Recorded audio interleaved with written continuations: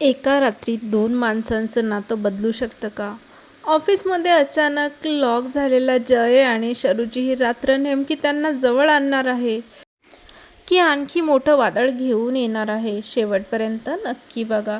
पण त्याआधी तुम्ही जर चॅनलला सबस्क्राईब केलं नसेल तर लगेच जाऊन सबस्क्राईब करा.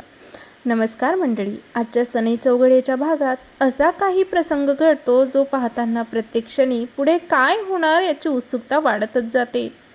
नेहमीप्रमाणे दिवसभराचं काम संपवून जय आणि शरू ऑफिसमधून बाहेर पडायला निघतात.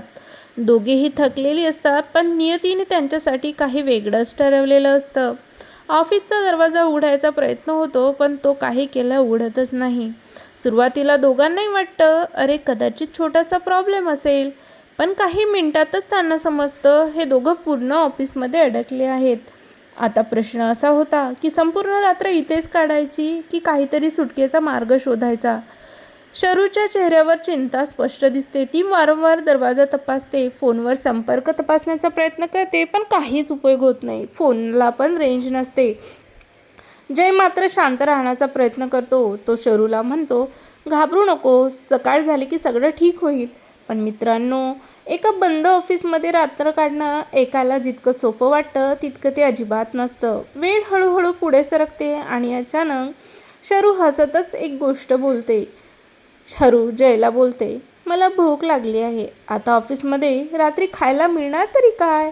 पण जयच्या डोक्यात लगेच एक आयडिया येते. तो सरळ ऑफिसच्या पॅन्ट्रीमध्ये जातो आणि कपाट उघडतो आणि त्याला तिथे दिसतं एक मॅगीचं पॅकेट. बस मग काय, जय स्वतः हातात भांडं घेतो, पाणी उकळायला ठेवतो आणि शरूसाठी मॅगी शिजायला लागतो. काही क्षणात संपूर्ण ऑफिसमध्ये गरमागरम मॅगीचा सुगंध पसरतो. इतक्यावरच तो थांबत नाही, तर तो दोघांसाठी गरमागरम चहाही बनवतो. हे पाहून शरूच्या चेहऱ्यावर पहिल्यांदाच मनापासून हसू उमटतं. तिच्या डोळ्यात एक वेगळाच भाव दिसू लागतो. कदाचित आजपर्यंत तिने जयचा असा काळजी घेणारा स्वभाव कधी पाहिला नव्हता.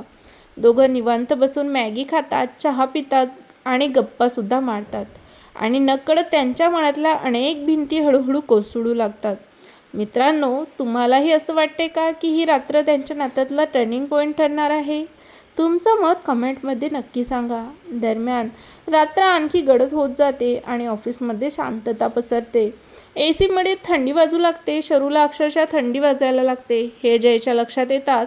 तो क्षणाचाही विचार न करता स्वतःचं जॅकेट काढतो आणि शरूला देतो आणि शांतपणे तिच्या खांद्यावर जॅकेट ठेवतो. शरू काही क्षण त्याच्याकडे पाहतच राहते. त्या क्षणी शब्दांची गरज उरत नाही. एक छोटासा हावभाव, पण त्या दडलेली काळजी हजारो शब्दांपेक्षा मोठी असते. जय पुन्हा नेहमीसारखाच वागण्याचा प्रयत्न करतो, पण शरूच्या मनात मात्र काहीतरी हलायला सुरुवात होते.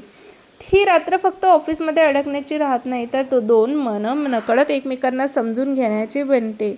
आता खरी उत्सुकता इथून सुरू होते. या एका रात्रीनंतर जय आणि शरूचं नातं खरंच एका नव्या वळणावर जाणार का? की सकाळ होताच पुन्हा सगळं पूर्वीसारखं होणार? या गोड क्षणांचे त्यांच्या आयुष्यावर नेमका काय परिणाम होणार हे जाणून घेण्यासाठी पुढचा भाग पाहणं तर अजिबात मिस करू नका. आणि तुम्हाला काय वाटतं, जयचं जॅकेट आणि त्याने प्रेमाने बनवलेली मॅगी यामुळे शरूच्या मनात त्याच्याबद्दल भावना निर्माण होतील का? तुमचं उत्तर कमेंटमध्ये नक्की सांगा.